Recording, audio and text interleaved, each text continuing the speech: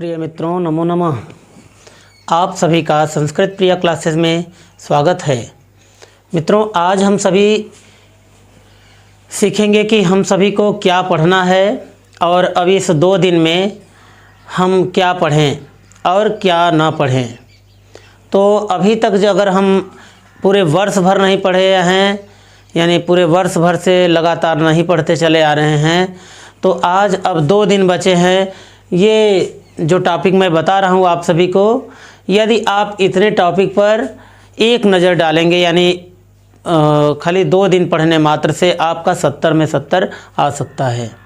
तो आइए पढ़ना प्रारंभ करते हैं कि हमको गद्यांश में कहाँ से पढ़ना है, संस्कृत पद्य पीयूषम में कहाँ से पढ़ना है, संधि में कहाँ से पढ़ना है, समास में कहाँ पढ़ना है, व्याकरण में और भी चीज़ें क्या क्या कहाँ से पढ़ना है। तो आइए सीखते हैं। तो संस्कृत गद्य भारती में आप सभी को कविकुल गुरु कालिदासः, इस पाठ को अच्छे से पढ़ लेना है। और इस पाठ में भी जो तीसरा पैराग्राफ है, एका जनश्रुति अति प्रसिद्धा अस्ति यया कवि कालिदासस्य, ये वाला लाइन आप सभी अच्छे से इसको अवश्य ही पढ़ लेंगे। उद्भिज्य परिषद का भी दूसरा अनुच्छेद मित्रों, यानी दूसरा पैराग्राफ, मनुष्याणाम वृत्ति निर्वधि मिंसा मनुष्याणाम हिंसा वृत्ति निर्वधि निर्वसाना च, जो ये लाइन है, तो इस लाइन को भी बहुत अच्छे से आप सभी पढ़ लेंगे। और नैतिक मूल्यानि से भी वो इसमें भी शायद तीसरा पैराग्राफ ही है, तो इसको भी अच्छे से पढ़ लीजिएगा। और विश्व कवि रविंद्र से शिक्षा वाला पैराग्राफ आप अच्छे से पढ़ लीजिएगा। तो अगर आप इतना पाठ पढ़ लेते हैं, यानी कि कविकुल गुरु कालिदास, उद्भिज्य परिषद, नैतिक मूल्यानि और विश्व कवि रविंद्र, तो आप यह मानकर चलिए कि आपका 8 नंबर फिक्स हो जाएगा और आप 8 नंबर अवश्य ही पा जाएंगे। अब इसमें से आएगा कि सारांश लिखने के लिए, तो उद्भिज्य परिषद का सबसे छोटा सारांश है मित्रों, तो आप उद्भिज्य परिषद के सारांश को पढ़ लीजिए और इसको हेडिंग वाइज हेडिंग पूरा याद करके इसको लिख दीजिएगा। और यदि याद रहे तो यह कविकुल गुरु कालिदास का ही लिख दीजिए, या इनमें से किसी का भी आपको सरल महसूस हो तो उसको आप सारांश में लिख देंगे। या तो आप प्रश्नोत्तर आएगा, तो प्रश्नोत्तर तो ये 5-6 पाठ के उस तरफ से भी आएगा, यानी आदि शंकराचार्य से भी आता है, और गुरु नानक से आएगा, गुरु नानक से तो नहीं, ये लोकमान्य तिलक से और मदन मोहन मालवीय जी से। तो प्रश्न का उत्तर ना देकर के मित्रों, आप सभी इन जो यहाँ पर लिखे गए ये 4 पाठ हैं, चारों पाठों में से किसी एक पाठ का सारांश अच्छे से तैयार कर लीजिएगा। और हम तो कहेंगे कि आप उद्भिज्य परिषद का तैयार कर लीजिए, और यह निश्चित रूप से आपके एग्जाम में देखने को मिलेगा। और अब इसके बाद है संस्कृत पद्य पीयूषम। तो संस्कृत पद्य पीयूषम में क्या पढ़ें? तो संस्कृत पद्य पीयूषम में लक्ष्य वेद परीक्षा को पढ़ लें, बहुत अच्छे से इसके समस्त श्लोकों का अध्ययन कीजिए। और इसके बाद सूक्ति सुधा के श्लोकों का अध्ययन कीजिए, तथा विद्यार्थी चर्या के श्लोकों को अच्छे से पढ़िए और उसके अर्थ को समझिए, तथा गीतामृतम पाठ के अर्थ को अवश्य ही समझिए। और इसमें से इन सभी पाठों में से सबसे इम्पॉर्टेंट ये पाठ है सूक्ति सुधा का और ये गीतामृतम पाठ। तो मित्रों, गीतामृतम को अच्छे से पढ़ लीजिए, क्योंकि इस पाठ से आप सभी को सूक्तियाँ भी देखने को अधिकतर मिलेंगी। और इसमें से विद्यार्थी चर्या तथा ये लक्ष्य वेद परीक्षा और सूक्ति सुधा से आपको संस्कृत में अर्थ लिखने के लिए आएगा, जो कि मैंने पिछले वीडियो में आप सभी के लिए लिख करके दे दिया है। तो आप वहाँ से संस्कृत में अर्थ लिखना सीख सकते हैं। और इसके बाद अब आते हैं संस्कृत कथा नाटक कौमुदी में। तो संस्कृत कथा नाटक कौमुदी में महात्मनः संस्मरणानि के आधार पर महात्मा गांधी जी का चरित्र चित्रण याद कर लेंगे। अच्छे से 1-2 बार पढ़ लेंगे मित्रों तो याद हो जाएगा। और कारुणिको जिमूतवाहनः, इस पाठ से जिमूतवाहन का चरित्र चित्रण तथा शंखचूड़ का चरित्र चित्रण इसको पढ़ लेंगे। और यौतुकः पाप संचयः, इस पाठ के आधार पर तो रमानाथ का चरित्र चित्रण, सुमेधा का चरित्र चित्रण तथा रंभा का चरित्र चित्रण इसको आप अच्छे से याद कर लेंगे। और वयम भारतीय के आधार पर दीपक का चरित्र चित्रण और इसके बाद आफताब का चरित्र चित्रण है। तो इनमें से सबसे इम्पॉर्टेंट आपको यौतुकः पाप संचय से है, इसको पढ़ लेंगे, तथा महात्मा गांधी जी के चरित्र चित्रण को, और यहाँ से दीपक के चरित्र चित्रण को, वयम भारतीय से दीपक के चरित्र चित्रण को। तो अब आते हैं मित्रों हम सभी व्याकरण के टॉपिक पर। तो व्याकरण में माहेश्वर सूत्र सबसे इम्पॉर्टेंट है। माहेश्वर सूत्र, यदि आपको माहेश्वर सूत्र याद है तो ये प्रत्याहार का सामान्य परिचय अपने आप ही याद हो जाएगा। तो मैंने पिछले वीडियो में इसको बहुत विस्तृत रूप से पढ़ाया है या बताया है, तो आप सभी वहाँ पर जा कर के अच्छे से इसको माहेश्वर सूत्र का अध्ययन कर सकते हैं। प्रत्याहार निर्माण की प्रक्रिया को आप सीख सकते हैं। और वर्णों का उच्चारण स्थान, इसके बाद वर्णों का उच्चारण स्थान है। तो मित्रों हमने वर्णों का उच्चारण स्थान भी आपको एक अलग से वीडियो बनाया है, उसमें भी आप जा कर के इसको देख सकते हैं। और यहाँ से जो आपके 2-2, 4-4 नंबर हैं तो ये आपको वर्णों का उच्चारण स्थान देख लेंगे वहाँ से, और प्रत्याहार निर्माण की प्रक्रिया, माहेश्वर सूत्र, ये सभी देख लेंगे तो आपका एक भी नंबर मिस नहीं होगा, यानी कटेगा नहीं, पूरा का पूरा मिलेगा। और अब यहाँ पर संधि ज्ञान में है यहाँ पर स्वर संधि। स्वर संधि का सामान्य परिचय जो कि आपको 20 नंबर का जो ऑब्जेक्टिव आने लगा है तो उसमें मिल जाएगा, देखने को मिलेगा। और भी आपको भीतर भी देखने को मिलता है कि वहाँ पर 1 नंबर 2 नंबर इनके भी मिल जाते हैं उदाहरण देखने को, कि दीर्घ संधि, गुण संधि, वृद्धि संधि, यड़ संधि तथा अयादि संधि। और इन सभी का वीडियो भी हमने पिछले वीडियो में बना करके डाला है, तो आप वहाँ से जा कर के इन 5 संधियों को एक बार देख लीजिएगा। तो निश्चय है कि 10-15 मिनट का वीडियो है मित्रों, आप सभी को अच्छे से समझ में आ जाएगा। इसके हमने बहुत सारे उदाहरण उसमें लिख रखे हैं। तो अब इसके बाद व्यंजन संधि पर आते हैं। तो व्यंजन संधि में क्या करना है, तो व्यंजन संधि में यह आपको च्युत संधि पढ़ना है, ष्टुत्व संधि पढ़ना है, जस्त्व संधि तथा अनुस्वार संधि। इतने संधियों को यदि आप देख लेते हैं, या अभी इसके बाद कल मैं आप सभी को इन सभी के बारे में एक वीडियो बना दूंगा कि एक ही वीडियो में आपको ये व्यंजन संधि पूरा देखने को मिल जाएगा। तो आप इन सभी के उदाहरण को, इन सभी च्युत संधि, ष्टुत्व संधि, जस्त्व संधि और अनुस्वार संधि के उदाहरण को अच्छे से समझिए, क्योंकि वहाँ पर आपको विच्छेद करना होता है या विच्छेद दिया रहता है, संधि करना होता है, तथा इसका वो नियम पूछेगा या कौन सी संधि है ये पूछेगा।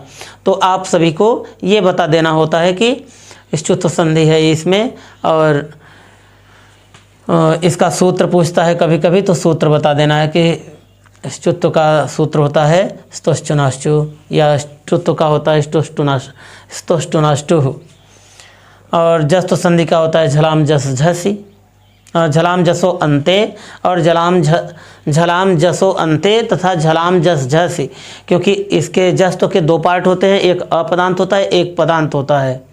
तो आपको जस्त्व संधि पढ़ना है। तो जस्त्व संधि में दोनों ही हैं, तो दोनों को ही अभी हम बताएंगे कल आपको। और फिर इसके बाद यहाँ पर अनुस्वार संधि है। तो अनुस्वार संधि भी बहुत ही आसान है मित्रों, एक वीडियो में आपको ये सारे संधियाँ समझ में आ जाएंगी। अब इसके बाद है विसर्ग संधि। तो विसर्ग संधि में यहाँ पर अतो रोरा प्लुताद प्लुत यानी उत्त संधि है, यानी कि विसर्ग का उ होना। तथा दूसरा सूत्र है यहाँ पर हसिच, यानी कि यह भी है विसर्ग का उ होना। ये संधि, ये दोनों सूत्र एक ही संधि के पार्ट हैं। तो ये संधियाँ आपको, ये सूत्र यानी ये जो विसर्ग संधि की दो सूत्र दिए गए हैं आपके कोर्स में, तो ये दोनों सूत्र ही एक ही संधि का है। ये उत्त संधि का सूत्र है कि अतो रोरा प्लुताद प्लुते तथा हसिच। और इसके बाद मित्रों आप सभी को प्रत्यय पढ़ना है। तो प्रत्यय का भी वीडियो आप मेरा वीडियो देख लीजिएगा, एक ही वीडियो में आपको सभी प्रत्यय ये सारे सब कुछ समझ में आ जाएंगे।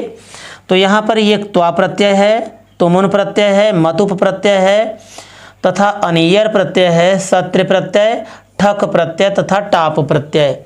बस इतने प्रत्ययों में से सबसे अधिक प्रत्यय आपको देखने को यहाँ पर ये त्वा प्रत्यय मिलेगा और ये तुमुन प्रत्यय मिलेगा तथा ये अनियर भी मिलता है। बस लेकिन अगर आप इन दोनों को ही पढ़े रहेंगे अच्छे से तो आप एग्ज़ाम को क्रैक कर देंगे यानी पास कर जाएंगे।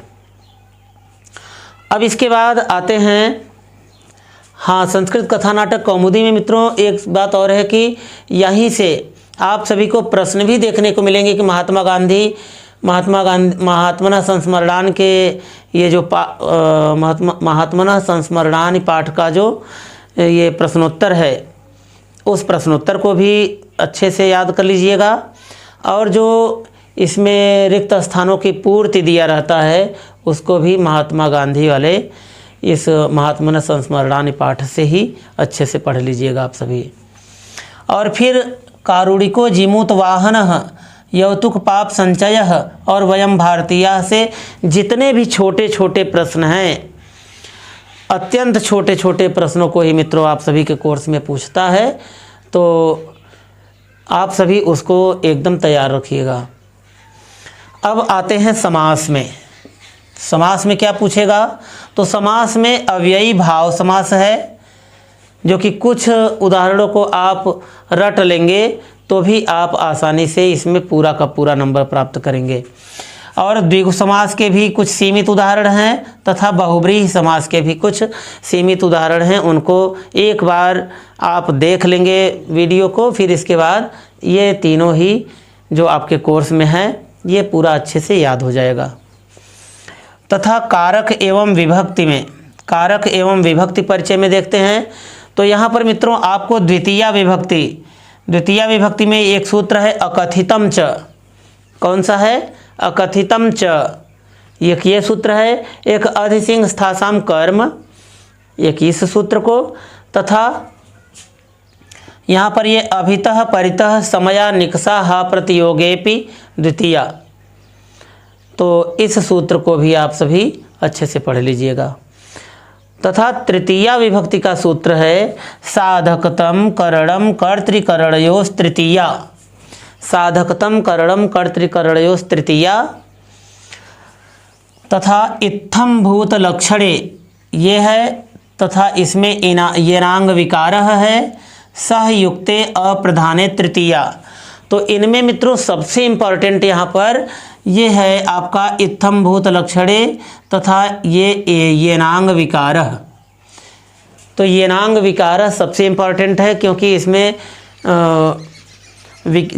इसमें इतना सरल प्रश्न पूछता है कि आप सभी को हर प्रत्येक वर्ष वही प्रश्न लगभग पूछे जाते हैं कि वह आँख से काना है, वह पैर से लंगड़ा है, वह पीठ से कुबड़ा है, वह सिर से गंजा है।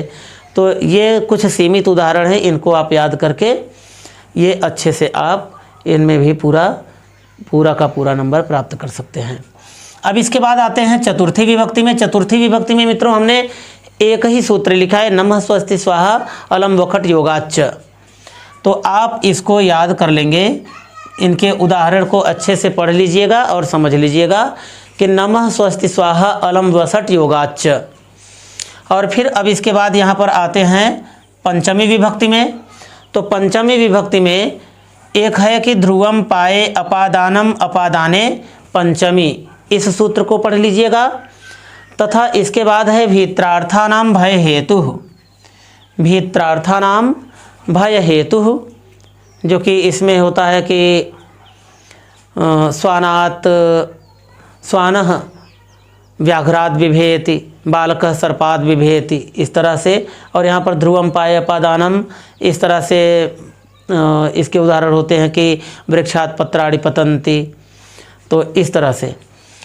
और यहाँ पर यतश्च निर्धारणम, षष्ठी विभक्ति में आते हैं, तो षष्ठी विभक्ति में भी एक सूत्र है आपका यतश्च निर्धारणम, इसको भी अच्छे से पढ़ लीजिएगा, क्योंकि वहाँ पर समूह में किसी एक को वहाँ पर निर्धारित किया जाता है कि सभी छात्रों में जो राजू नाम का लड़का है वह बहुत तेज है, या इस तरह से कहते हैं कि सभी छात्रों के बीच में जो सोहन नाम का लड़का है वह पढ़ने में अच्छा है।